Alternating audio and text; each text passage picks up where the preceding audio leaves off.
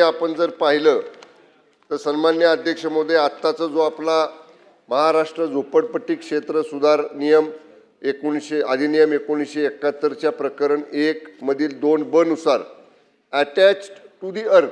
म्हणजे याची जी व्याख्या दिलेली आहे किंवा ह्याचा जो नियम केलेला आहे, जमिनीशी अटॅच असणारं क्षेत्रफळ आहे तेवढंच धरण्याच्या संदर्भामध्ये त्याच्यामध्ये स्पष्ट तरतूद आहे.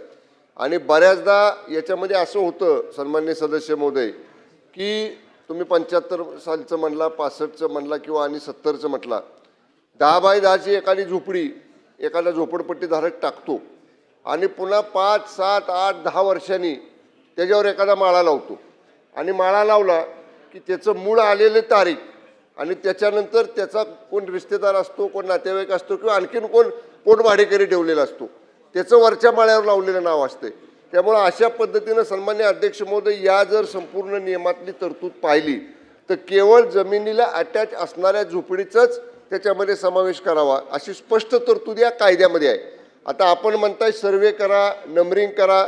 तर कायद्याच्या बाहेर जाऊन अशा पद्धतीचे नंबरिंग करणं आज तरी शक्य नाही. तथापि मी आपल्याला एवढंच सांगेन की या लोकांनी जर समूह डेव्हलपमेंट म्हणजे क्लस्टरच्या अनुषंगाने जर त्यांनी विचार केला तर त्याच्यासाठी लागणारे रस्ते, त्या क्षेत्रफळामध्ये आजूबाजूच्या इमारतींपासून सोडावं लागणारी जागा, खुली जागा सोडावी लागणारी, या सगळ्या गोष्टींचा विचार त्याच्यामध्ये प्राधान्यानं करावा लागणार आहे. त्यामुळं मूळ पहिला हक्क किंवा पहिली प्रायोरिटी ही अटॅच टू दी अर्थ म्हणजे जमिनीला लागून असणाऱ्या